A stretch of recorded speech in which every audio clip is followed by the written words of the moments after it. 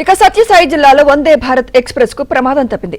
హిందూపురం సమీపంలోని railway track పై ఓ గేదెను వందే భారత్ రైలు ఢీకొట్టింది. కాచిగూడ నుంచి బెంగళూరు వెళ్తుండగా ఈ ఘటన జరిగింది.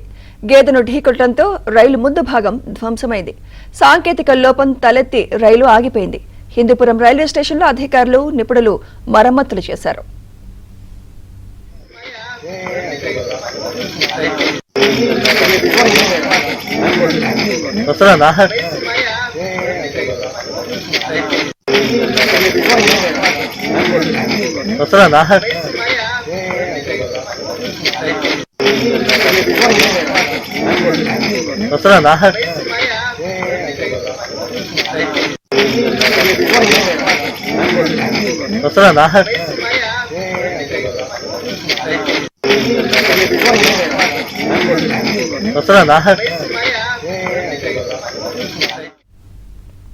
సత్యసాయి జిల్లాలో వందే భారత్ ఎక్స్ప్రెస్ కు ప్రమాదం తప్పింది.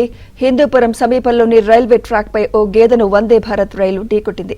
కాచిగూడ నుంచి బెంగళూరు వెళ్తుండగా ఈ ఘటన జరిగింది. గేదెను ఢీకొట్టడంతో రైలు ముందు భాగం ధ్వంసమైంది. సాంకేతిక లోపం తలెత్తి రైలు ఆగిపోయింది. హిందూపురం రైల్వే స్టేషన్లో అధికారులు, నిపుణులు మరమ్మతులు చేశారు.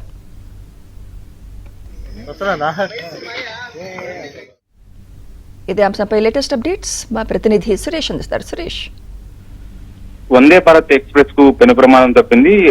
కాచిగూడ నుంచి బెంగళూరు వెళ్తున్న వందే భారత్ ఎక్స్ప్రెస్ దేవరపల్లి ఎక్స్ప్రెస్ హిందూపురం సమీపంలో ఒక గేదెను ముందు భాగంలో దిగుంది. దీంతో ఆ గేదె అక్కడికక్కడ చనిపోవడంతో పాటు వందే భారత్ ఎక్స్ప్రెస్ ముందు భాగం కూడా కొంత దెబ్బతింది. దీంతో వందే భారత్ ఎక్స్ప్రెస్ సాంకేతిక లోపం ఏర్పడంతో అక్కడే నిలిపివేశారు. అయితే అక్కడ ఉన్న సిబ్బంది, వందే భారత్ లో ఎక్స్ప్రెస్ లో ఉన్న కొందరు సిబ్బంది సాంకేతిక సమస్యను